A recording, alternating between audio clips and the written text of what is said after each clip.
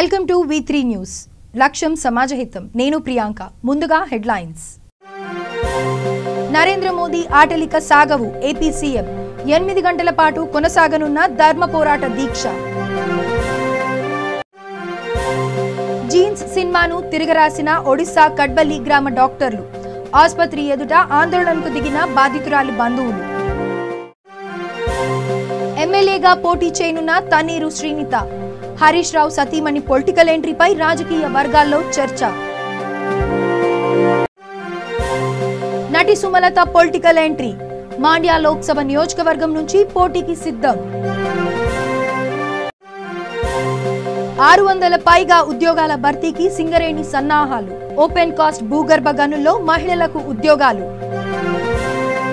ఇక వివరాల్లోకి వెళ్తే, సీఎం కేసీఆర్ అన్న కూతురు టీపీసీసీ అధికార ప్రతినిధి ఆర్ రమ్యారావు చేసిన ఓ వాట్సాప్ పోస్టింగ్ రాజకీయ వర్గాల్లో హాట్ టాపిక్ గా మారింది. తాజా తెలంగాణ హెడ్లైన్ తో కాంగ్రెస్ వాట్సాప్ గ్రూప్ లో రమ్యారావు ఈ మెసేజ్ పోస్ట్ చేశారు. మరో 4 నెలల్లో సిద్దిపేటకు బై ఎలక్షన్ ఎమ్మెల్యేగా పోటీ చేయనున్న తన్నీరు శ్రీనిత అని అందులో పేర్కొన్నారు. హరీష్ రావు సతీమణి పొలిటికల్ ఎంట్రీ అంటూ రమ్యారావు చేసిన పోస్టింగ్ రాజకీయ వర్గాల్లో ఆసక్తికర చర్చకు తెరలేచింది. విభజన హామీలు నెరవేర్చడంలో కేంద్రం విఫలమైందని ఆరోపిస్తున్న ఏపీ ముఖ్యమంత్రి నారా చంద్రబాబు ఢిల్లీలో దీక్ష కొనసాగించారు. గత రాత్రే దేశ రాజధానికి చేరుకున్న చంద్రబాబు ఎంపీలతో కలిసి రాజ్ఘాట్ చేరుకున్న ఆయన మహాత్మాగాంధీ విగ్రహానికి నివాళులర్పించి అనంతరం ఏపీ భవన్ కు చేరుకుని అంబేద్కర్ విగ్రహానికి నివాళులర్పించి ఆ తర్వాత రాత్రి 8 గంటల వరకు అంటే 12 గంటల పాటు దీక్ష కొనసాగింది. దీక్షకు సంఘీభావం తెలుపుతూ కాంగ్రెస్ అధ్యక్షుడు రాహుల్ గాంధీ, జమ్మూ కాశ్మీర్ మాజీ సీఎం ఫరూక్ అబ్దుల్లా, మాజీ ప్రధాని మన్మోహన్ సింగ్, ఏఎన్సీపీ అధినేత శరద్ యాదవ్, ఎస్పీ నేత ములాయం సింగ్ యాదవ్, ఢిల్లీ సీఎం కేజ్రీవాల్ మద్దతు తెలిపారు. తెలుగు ప్రజలకు అండగా ఉంటామని హామీ ఇచ్చారు. ధర్మ పోరాట దీక్ష వేదికగా మోదీపై విమర్శలు గుర్పించారు నాయకులు. కేంద్రం ఏపీకి ఇచ్చిన హామీలు నెరవేర్చాల్సిన బాధ్యత ప్రధానిపై లేదా అంటూ ప్రశ్నించారు. ధర్మ పోరాట దీక్షలో తెలుగు తల్లి వేషంలో వచ్చిన టీడీపీ అధికార ప్రతినిధి సాదినేని యామినీ శర్మ అందరి దృష్టిని ఆకర్షించారు. నా తల్లి భారతమాత సాక్షిగా నా రాష్ట్ర బిడ్డలకు అన్యాయం చేస్తున్న కేంద్రం స్లోగన్ రాసున్న ప్లాకార్డులను పట్టుకొని వేదికపై యామిని తిరుగుతూ ఉంటే పలువురు ఆమెకు అభినందనలు తెలిపారు. కడ్బలి గ్రామానికి చెందిన మితారాణి అనే మహిళ శనివారం తీవ్రమైన ఎడమకాలి నొప్పితో ఆనంద్పూర్ సబ్ డివిజనల్ ఆసుపత్రిలో చేరింది. వైద్య పరీక్షలు నిర్వహించిన డాక్టర్లు సర్జరీ అవసరమని చెప్పారు. మితారాణి సర్జరీకి ఒప్పుకోవడంతో అందుకు ఏర్పాట్లు చేశారు. అయితే సర్జరీ సమయంలో ఎడమకాలికి చేయాల్సిన ఆపరేషన్ కాస్త కుడికాలికి చేశారు. అయితే మెడికల్ రిపోర్టర్లు పరిశీలించాక తాము ఆపరేషన్ చేయాల్సింది ఎడమకాలికి అని తెలియడంతో మళ్లీ ఆ కాలుకి ఆపరేషన్ చేశారు. 2 కాళ్లకు ఆపరేషన్ జరగడంతో ఆ మహిళ ప్రస్తుతం నడవలేని స్థితిలో ఉంది.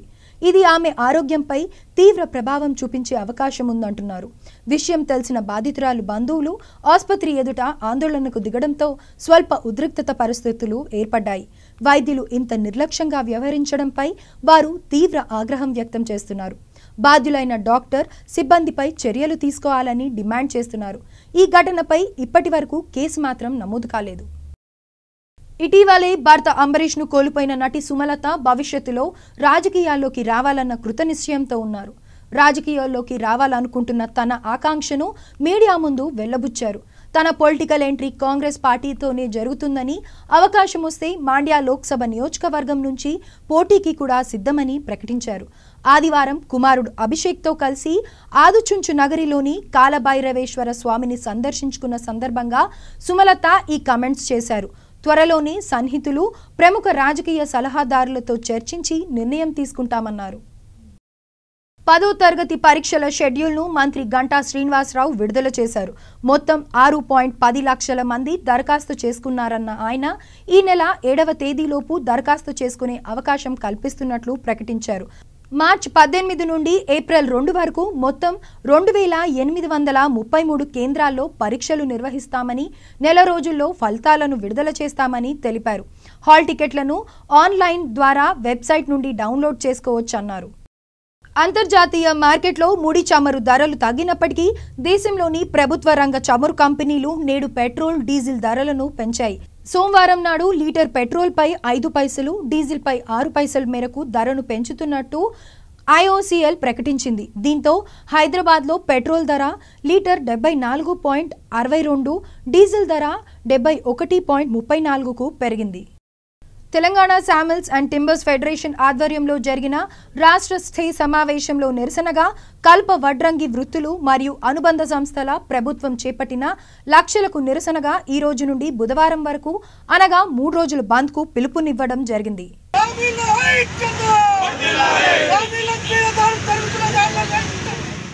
జంగల్ బడావ్ మన ముఖ్యమంత్రి గారి ఈ నినాదానికి తెలంగాణలోని టింబర్ అండ్ సామిలర్స్ మరియు విశ్వకర్మలు, విశ్వబ్రాహ్మలు, వడ్రంగులు అందరూ కూడా మేము స్వాగతిస్తున్నాం. ప్రభుత్వం వెంటే మేముంటాం, మా వెంటే ప్రభుత్వం ఉండాలని ఒక నినాదంతో మేము కూడా మాకు జీవో 55 ద్వారా వచ్చిన ఇబ్బందులన్నింటినీ తొలగించాలని చెప్పేసి ఈరోజు, రేపు, ఎల్లుండి 3 రోజుల బంద్ కార్యక్రమాన్ని మేము నిర్వర్తిస్తున్నాం. దీంట్లో భాగంగా వాల్టా యాక్ట్ ప్రకారం కూడా వ్యవసాయదారులకు ఇబ్బందికరమైన వాల్టా యాక్ట్ని సులభతరం చేయాలని చెప్పి కూడా మా యొక్క డిమాండ్లలో ఒక భాగం. తర్వాత పోలీసు వారు అటవీ శాఖ వారిని కలుపుకొని చేస్తున్న ఈ కార్యక్రమాల్లో పోలీసు యొక్క ఇన్వాల్వ్మెంట్ను తీసివేయాలని ఇంకొక డిమాండ్ మాది. తర్వాత ఏదైతే సరళీకృతం చేయాలని చెప్పేసి ఆల్ ఇండియా మనకు సూచిస్తుందో, ఆల్ ఇండియా గవర్నమెంట్ యొక్క పద్ధతులన్నింటినీ కూడా రాష్ట్ర ప్రభుత్వం అవలంబించి వారి యొక్క సూచన మేరకే, సుప్రీంకోర్టు తీర్పు మేరకే ఇవన్నీ కూడా చేయాలని చెప్పేసి మా డిమాండ్ చేస్తున్నాం. ఇవన్నింటినీ కూడా మన ముఖ్యమంత్రి గారు మా ఎలక్షన్కు ముందు మన తారక రామారావు గారు కూడా వేదిక మీద 31 జిల్లా వారికి వాగ్దానం చేశారు. ఏమని అంటే, బాబు మీకున్న సమస్యలన్నింటినీ కూడా మేము తీరుస్తాము ఈ ఎలక్షన్ తర్వాత అని చెప్పారు. వారికి కూడా ఎన్నో విన్నపాలు చేశాం. ఇప్పుడు కూడా మేము principal chief conservator of forest Prashant Kumar Jha గారికి, ప్రిన్సిపల్ సెక్రటరీ మిశ్రా గారికి, స్పెషల్ సెక్రటరీ భూపాల్ రెడ్డి గారికి, మన చీఫ్ సెక్రటరీ మన జోషి గారికి అందరికీ వినతి పత్రాలు కూడా ఇచ్చాము. మన ముఖ్యమంత్రి గారికి కూడా కార్యాలయానికి వెళ్ళి కూడా వినతి పత్రాలు ఇచ్చాము.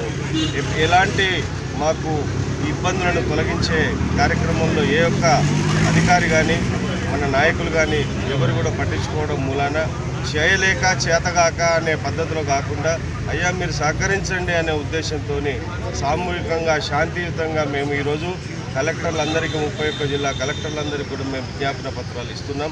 అట్లాగే ఎంఆర్ఓలకు ఇస్తున్నాం, పోలీస్ కమిషనర్లకు ఇస్తున్నాం. తర్వాత మన కన్సర్న్ ఎమ్మెల్యే మొన్ననే రీసెంట్లీ 119 మంది ఎన్నికైన వారందరికీ కూడా ఎక్కడ జిల్లా వాళ్ళు అక్కడ అందరు తీసుకెళ్ళి కూడా ఇచ్చేస్తున్నారు. మేము శాంతియుతంగా చేస్తున్నాం. మా యొక్క డిమాండ్లన్నీ కూడా విశ్వకర్మల ఈ యొక్క దుగోడ మిషన్లు అవి తీసుకెళ్ళి వాళ్ళను ఇబ్బంది పెట్టడం, పోలీసు వారితో సహకరించి ఇబ్బంది పెట్టడం, తర్వాత మిల్లులలో మా దుగోడ మిషన్లు ఉండొద్దు అనే ఒక అనవసరమైన ఆలోచనని గత 1969 తర్వాత చట్టాలలో కూడా ఏ రోజు కూడా ఇలాంటి ఇబ్బందులు లేవు. ఇప్పుడే మన ప్రశాంత్ కుమార్ ఝా గారు వచ్చేసేసి అనవసరమైన చట్టాలను ఇన్వాల్వ్ చేస్తూ మాపై ఈ యొక్క జీవో 55 యొక్క రుద్దడం జరుగుతున్నది. కాబట్టి తక్షణమే జీవోలలో మార్పులు చేయండి. విశ్వకర్మల్ని, విశ్వబ్రాహ్మల్ని వృత్తిపరంగా మనకు కావాల్సిన ఈ వీరందరికీ కూడా మాకు సహకారం ఇస్తేనే బాగుంటుంది.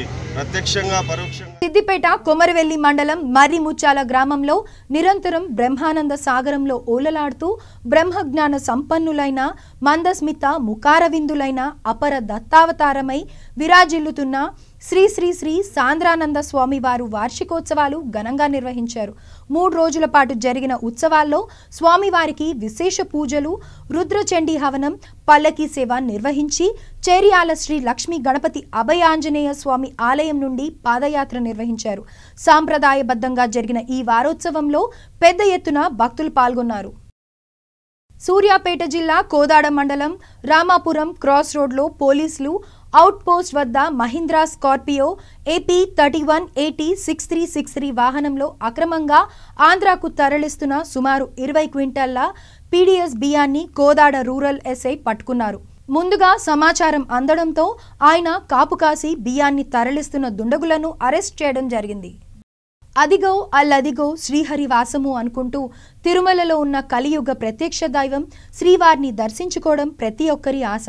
జీవితంలో ఒక్కసారైనా ఆ శ్రీవారిని దర్శనం చేసుకోవాలని దర్శనం చేసుకున్నవారు ఆ దివ్యమంగళ స్వరూపం చూసి జన్మ ధన్యమని అనుకుంటారు. అలాగే ఏడుకొండలవాడ వెంకటరమణ గోవిందా గోవిందా అంటూ వాలంటీర్గా సేవ చేయాలని చాలామంది అనుకుంటారు. అయితే టీటీడీ వారం రోజుల పాటు అలా సేవ చేసుకునే అవకాశం కల్పించింది కూడా. మా సేవా బృందంలో నుండి కొందరు శ్రీవారి సేవకులు 16 మంది మహిళలు తిరుమలకి కదిలి వెళ్లారు. శ్రీవారి కీర్తనలు పాడుకుంటూ వారి ఆనందం వర్ణనాతీతం. దేవుడి మాలలు కట్టడం, ప్రసాదానికి సంబంధించిన పదార్థాలను సమకూర్చడం, సేవలను అందించి ఆ శ్రీవారి కృపకు పాత్రులయ్యారు. ఈ అవకాశం కల్పించిన టీటీడీ వారికి మా సేవా బృందం కృతజ్ఞతలు తెలిపారు.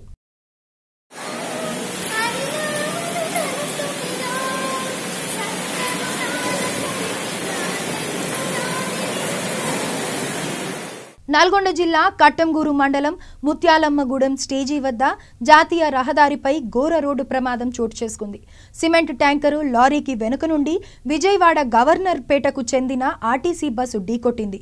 బస్సులో దాదాపు 40 మంది ప్రయాణికులు ఉండగా 25 మందికి తీవ్ర గాయాలయ్యాయి.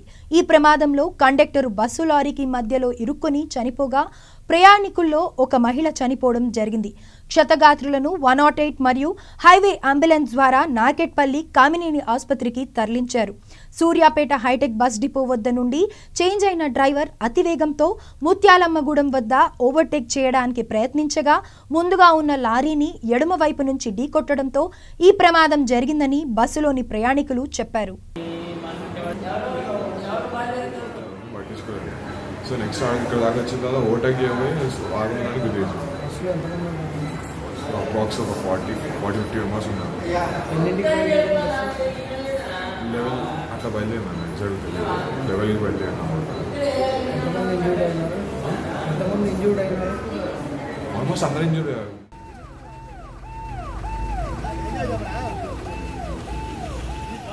మహిళలకు బొగ్గు గనుల్లో పనిచేసేందుకు అవకాశం కల్పిస్తూ కేంద్ర కార్మిక శాఖ తాజాగా గనుల చట్టాన్ని సవరించింది. దీంతో తెలంగాణలో అతిపెద్ద ప్రభుత్వ రంగ సంస్థ అయిన సింగరేణిలో విధులు నిర్వర్తించే అవకాశం మహిళలకు లభించనుంది. 1952లో గనుల్లో మహిళలు పనిచేయడాన్ని నిషేధించగా తాజాగా కేంద్ర నిర్ణయంతో 67 సంవత్సరాల తరువాత మహిళలకు గనుల్లో పనిచేసే అవకాశం లభించింది. ఇప్పటి వరకు పలు విభాగాల్లో ఖాళీగా ఉన్న 600కు పైగా ఉద్యోగాల భర్తీకి సన్నాహాలు చేస్తున్న సింగరేణి కోల్ ఇండియా నిర్ణయం మేరకు మహిళలకు అవకాశం కల్పించనుంది.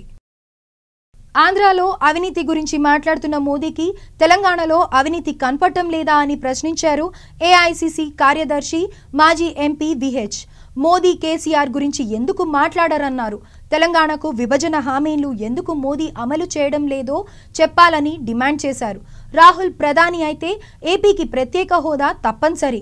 ఢిల్లీలో చంద్రబాబు ధర్మ పోరాట దీక్షలో రాహుల్ పాల్గొన్నందుకు ఏపీ ప్రజలు సంతోషం వ్యక్తం చేస్తున్నారన్నారు. హైకమాండ్ టికెట్ ఇస్తే ఖమ్మం ఎంపీగా బరిలోకి దిగేందుకు సిద్ధంగా ఉన్నారన్నారు విహెచ్.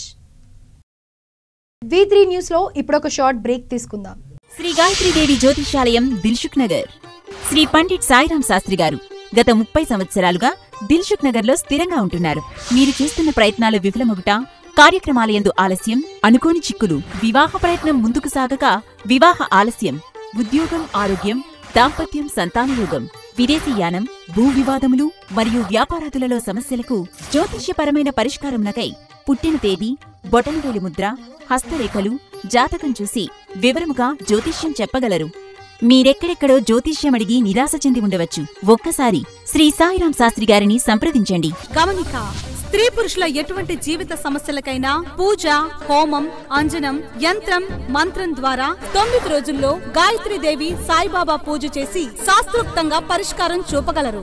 గాయత్రీదేవి జ్యోతిష్యాలయం, flat number 101, first floor, Shilpi apartments, A block, near Konark theatre, Dilsukh Nagar, Hyderabad. Cell 9949373448 94405370444.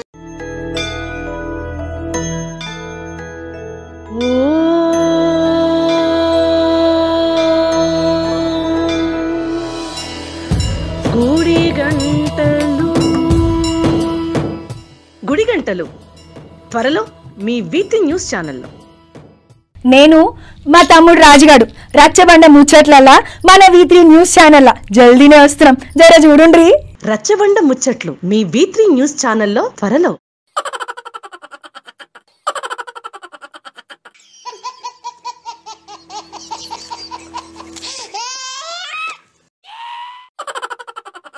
గిలిగిలిగా త్వరలో మీ V3 న్యూస్ ఛానల్లో.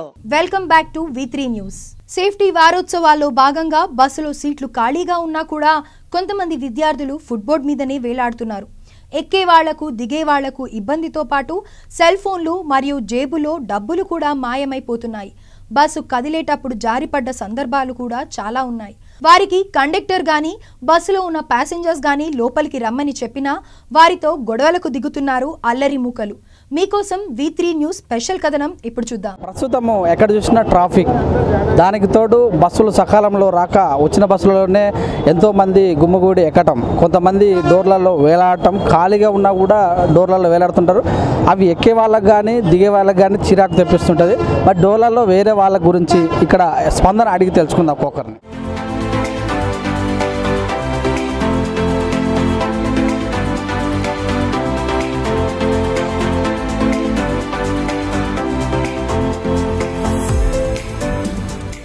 ఖాళీగా ఉన్నా కూడా చాలా మంది రోడ్ల ఈ డోర్ మీద వాడు వేలాడుతూ ఉంటారు. వాళ్ళకి మీరు ఏమైనా సమాధానం చెప్తారు?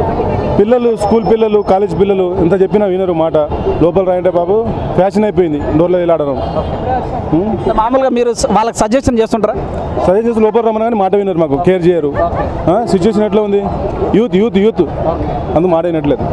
Thank you sir. బస్సు ఖాళీగా ఉన్నా కూడా కొంతమంది కావాలని డోర్ పట్టుకొని వేలాడటం జరుగుతుంది.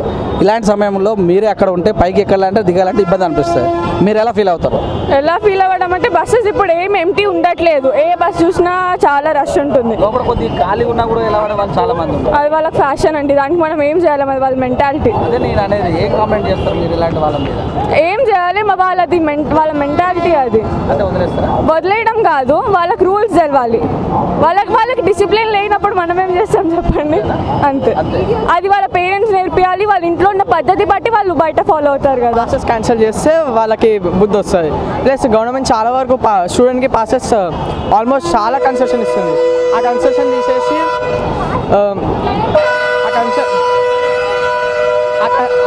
తీసేసి వాళ్ళకి ఫుల్ ఫేర్ వేస్తే అప్పుడు చాలామంది టికెట్ తీసుకుంటారు, ప్లస్ లోపల ఉంటారు. చాలామంది ఇప్పుడు తిరుగుతున్నారు, పాస్ దొరికిందని ఫ్రీగా తిరుగుతున్నారు. కూడా కొట్టేస్తారు. ఇట్లాంటి ప్రాబ్లమ్స్ ఉన్నాయి. ఆడ గేట్ దగ్గర నిలబడకుండా చూడండి. కాకపోతే బస్సులు పాపం కొంతమంది సీట్లు కూడా దొరకక ఆలడబడతారు. అట్లా కూడా ప్రాబ్లం ఉన్నాయి. ఖాళీ ఉన్నా కూడా డోర్లో పట్టుకొని వేలాడుతారు. ఈ మధ్య కాలంలో చాలా ప్రమాదాలు కూడా జరుగుతున్నాయి. ఎక్కే వాళ్ళకి దిగే వాళ్ళకి ఇబ్బంది కూడా ఉంది. దీని మీద మీరేం కామెంట్ చేస్తారు? అంటే తప్పు చెప్పినా కానీ వినేటోళ్ళు ఎవరు లేరు. ఎంత చెప్పినా కానీ ఏదో స్టైల్ అనుకుంటారు, ఏదో తల్లిదండ్రులకు ప్రాబ్లం అయిపోతుంది. ఎంత చెప్పినా ఎన్నెన్న రా అంటారు, మళ్ళీ గొడవలు పెట్టుకుంటారు కండక్టర్తో. సిటీలో ఒకవేళ బస్సు మనం 2 వీలర్ నడిపేయాలంటేనే కష్టము. బస్సు డ్రైవర్ అంటే మామూలు మాట అనుకుంటారు, అందరు తిడతారు. బస్సు నడిపేయాలంటే మామూలు మాట కాదు, కండక్టర్ డ్యూటీ చేయాలంటే మామూలు మాట కాదు. బస్సు ఒక రోజు వాళ్ళని నడిపించి చూడమని చెప్పు తెలుస్తుంది, కండక్టర్ డ్యూటీ వాళ్ళు చేసి చూడమని చెప్పి తెలుస్తుంది. వాళ్ళు రిటైర్మెంట్ అయిపోయినాక వాళ్ళ పానాలంతా వాళ్ళ స్కిన్ అంతా మొత్తం మెత్తబడిపోతుంది. ఈ పబ్లిక్ ఏమనుకుంటారు, ఎంత చెప్పినా వీళ్ళకి బుద్ధి లేదు, బుద్ధి రాదు కూడా. ఎప్పుడు వస్తుందో దేవునికే తెలుస్తుంది. బస్సు ఖాళీగా ఉన్నా కూడా డోర్లో పట్టుకొని వెళ్ళాడుతారు ఈ రోజులలో. ఏమనిపిస్తుంది? చాలా పడిపోతామని భయం అనిపిస్తుంది. పొద్దున్న పూట ఎక్కనియరు, సాయంత్రం పూట ఎక్కనియరు. పోవాలంటే చాలా ఇబ్బందినైన డ్యూటీలో పోవాలంటే అవసరపడకుండా పోతున్నాం వస్తున్నాం. వాళ్ళకి ఏం చెప్తారు మీకు చెప్పాలంటే? ఏలాడుకునే వాళ్ళకి ఏడాడితే వాళ్ళు ఎంత చెప్పినా వినరు. లోపల పోయినంటే వినరు. అట్లనే వస్తూ ఉంటారు, పోతూ ఉంటారు. ఇక అట్లనే నడుస్తుంది నాయన రోజు అంతే. ఏం మారేది లేదు, మారరు. ఇక అంతే వచ్చింది. జరుగునండి ఎక్కడ కింద మెట్టు మీద ఉంటారు. బస్సు ఖాళీగా ఉన్నా కూడా కొంతమంది డోర్లను వాడి వేలాడుతూ ఉంటారు. ఎక్కేటప్పుడు దిగేటప్పుడు ఇబ్బంది అనిపిస్తాయి. మీకు ఏమనిపిస్తుంది అలాంటప్పుడు? అదే యాక్చువల్గా అది పద్ధతి కాదు. ఇద్దరులకు ఇబ్బంది కాలేదు, ఎవరికి ప్యాసింజర్లు ఎక్కేవారికి దిగేవారికి కూడా ఇబ్బంది అనిపిస్తుంది. అటువంటప్పుడు పిల్లలకు కూడా అవేర్నెస్ కల్పించాలి. వాళ్ళు ఒక పేషన్ అనుకుంటారు తప్ప అంతకంటే మించింది ఏం లేదు. మీరేం చెప్తారు? సూచన ఖచ్చితంగా లోపలికి పోవాలి, కూర్చోవాలని చెప్తాం. అది స్టూడెంట్స్ గెలవాలి సార్. స్టూడెంట్స్ వాళ్ళు అర్థం చేసుకోవాలి. వాళ్ళకు లోపలి పోయి నిలబడితే బాగుంటుంది. లోపలి పోయి డోర్లో ఉండకుండా లోపలి నిలబడితే అందరికీ సురక్షగా ఇల్లు చేరుకుంటారు. నిన్న ఒక పిల్లగాడు పడ్డాడు తార్నాకలో రన్నింగ్ పత్తిగా పడి. బస్సు ఖాళీగా ఉన్నా కూడా డోర్లలో వేలాడే వాళ్ళు చాలా మంది ఉండరు. వాళ్ళని మీరు ఏమని చెప్తారు? లోపలికి వెళ్ళమని చెప్తాం అంతే. అంతేనా? ఇట్లా వెళ్ళబడితే వేరే వాళ్ళకి ఇబ్బంది కదా. ఏం కామెంట్ మామూలుగా అంతే చెప్తాం. ఇంకేం లోపలికి వెళ్ళండి, వచ్చే వాళ్ళు ఎక్కే వాళ్ళకి ఫ్రీగా ఉంటుంది దిగడానికి ఎక్కడానికి అని చెప్తాం. వాళ్ళ గురించి వాళ్ళు ఫుట్బాల్ చేయొద్దు సార్. వాళ్ళ పైన తల్లిదండ్రులు ఎంతో ఆశ పెట్టుకుంటారు కాబట్టి వాళ్ళు అట్లా ఫుట్బాల్ చేయొద్దు. చాలా నష్టం అవుతుంది సార్. ఏంటి వాళ్ళు మంచిగా కూర్చుందామన్నా సరే ఫ్రెండ్షిప్ వల్ల వాళ్ళు వచ్చేస్తారు సార్. స్టైల్ అనుకుంటారో ఏమనుకుంటారో తెలియదు, కానీ చూసే వాళ్ళకి చాలా ఇబ్బందిగా ఉంటుంది. మళ్ళీ అంకుల్ వాళ్ళ ఏజ్ పర్సన్స్ కూడా ఎక్కే వాళ్ళు ఉంటారు. అలా చదువుకున్న వాళ్ళే కదా, అలా చేయొద్దు. అదొక్కటి వాళ్ళకి గుర్తుండాలి కంపల్సరీ. ఖాళీగా ఉండడం ఖాళీ లేదంటే సర్లే అనుకోవచ్చు, అయినా కానీ బస్సులు స్టాప్ ఆగినప్పుడు ఎక్కకుండా రన్నింగ్లో వెళ్ళి ఎక్కుతూ ఉంటారు. అప్పుడు వాళ్ళకి ఏమన్నా అయితే వాళ్ళ పేరెంట్స్ పరిస్థితి ఏంది? అలా చేయొద్దని కోరుకుంటున్నాను. ఖాళీ ఉన్నా కూడా ఎలాడుతుంటారు కదా, వాళ్ళని పిల్లలు ఏం చేస్తారు? పిల్లలు ఏం పాట లేకుండా ఆలాడుతుంటారు. లోపలికి పోయాయంటే మమ్మల్ని గదిరిస్తారు. ఇప్పుడు ఇది కాదు, ఎప్పటి నుంచి అంతే, ఇది మారదా. మీరు ఏమైనా చెప్తుంటారా వాళ్ళకి? చెప్పిన ఇన్ని పరిస్థితి ఉందా ఎక్కడైనా? బస్సు ఖాళీగా ఉన్నా కూడా డోర్లో పట్టుకొని ఎలాడుతారు చాలా మంది. ఎక్కాలంటే దిగాలంటే అందరికీ ఇబ్బంది. మా లాంటి వాళ్ళకైతే కష్టం. అది కాలేజ్ పిల్లలు వాళ్ళు అట్లా నిల్చుంటారు. ఇక మా లాంటి వాళ్ళు ఎక్కాలంటే చాలా కష్టం అవుతుంది. ఇక్కడ ఎవడైనా ఉండి కొంచెం మంచిగా చెప్పేటోడు ఉంటే అది ఏమన్నా మాకు మంచి జరుగుతుంది సార్. మీకు ఇలాంటి అనుభవాలు ఏమన్నా జరిగినాయి? ఎప్పుడు ఎక్కేటప్పుడు దిగటం ఇబ్బంది? 2-3 సార్లు అయితే నేను నిజంగా బెదిరించిన, ఒక్కోసారి కొట్టిని కూడా పోయినా. కానీ ఇక వాళ్ళు ఎట్లుంటే గ్యాంగులు ఉంటారు అట్లా. మనల్ని ఇప్పటిదాకా ఎవరు బెదిరియలేదు, మనమే వాళ్ళని బెదిరితే జర నూక్కుంటూ వెళ్ళిపోతాం. కానీ ఇక తప్పదు కదా, మరీ ఎక్కువ అనలేము. అది డేంజర్, కానీ అందరూ నించుంటారు.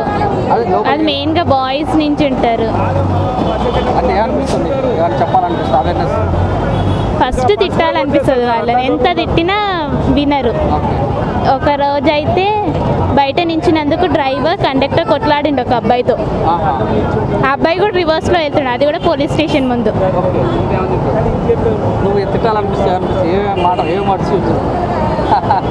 అవన్నీ ఇప్పుడు మాట్లాడితే బాగోదులేండి అంకెల్. ఖాళీగా ఉన్నా కూడా డోర్ పట్టుకొని ఎలాడుతారు చాలా మంది. ఎక్కే వాళ్ళకి దిగే వాళ్ళకి అసౌకర్యంగా ఉంటుంది. దీని మీద మీరేం చెప్తారు? ఇంకా దాని మీద అంటే అది వాస్తవానికి ఎక్కువ స్టూడెంట్సే అట్లా వెళ్ళాడుతుంటారు కదా. కాలేజీలలో కానీ ఇంటి దగ్గర కానీ తల్లిదండ్రులు కానీ టీచర్స్ కానీ చెప్పాలి వాళ్ళకు. అంతే. మీరేం చెప్తారు? అదే నేను చెప్పేది ఏంటన్నా, ఇప్పుడు ఇంటికాడ తల్లిదండ్రులు ఉంటారు కదా, వాళ్ళు సజెషన్ ఇవ్వాలి. స్కూళ్ళలో కాలేజీలలో నువ్వు ఎక్కేటప్పుడు అసౌకర్యం కల్పించారు అనుకో, దిగేటప్పుడు అసౌకర్యం కల్పిస్తాం, మీరేం చెప్తారు? పక్క జరుగు బ్రదర్ అని చెప్తా. జరగరు వాడు గొడవలు మళ్ళీ గట్టిగా అంటే. అనుభవాలు అయినాయి, చాలా అయినాయి. డైలీ రొటీన్ అయిపోయింది అది మాకు స్టూడెంట్స్కి. కానీ కొన్ని సందర్భాలలో కొంతమందికి గాయాలు అవుతాయి దిగి. దాన్ని నేను నివారించేందుకు ఏమైనా చర్యలు తీసుకోవాలి ఆర్టీసీ వాళ్ళు. ఎక్కువ బస్సెస్ పెట్టడం, ఫ్రీక్వెన్సీ పెంచడం. న్యాయవాదుల పట్ల కేంద్ర ప్రభుత్వం నిర్లక్ష్యపు ధోరణికి వ్యతిరేకంగా దేశవ్యాప్తంగా కేంద్ర రాష్ట్ర బార్ అసోసియేషన్ పిలుపు మేరకు ఫిబ్రవరి 12న నిరసన ప్రదర్శన చేయనున్నట్లు రంగారెడ్డి న్యాయవాదుల సంఘం నాయకులు తెలిపారు. న్యాయవాదుల సంక్షేమం కోసం అనేకసార్లు కేంద్ర ప్రభుత్వానికి విన్నవించినా కూడా మోదీ ప్రభుత్వం పెడచెవిన పెడుతుందని వారు మండిపడ్డారు. ఇందుకు గాను మంగళవారం హైదరాబాద్ గన్ పార్క్ నుంచి రాజ్ భవన్ వరకు ర్యాలీగా వెళ్లి గవర్నర్కు వినతి పత్రం ఇవ్వనున్నట్లు వారు తెలిపారు.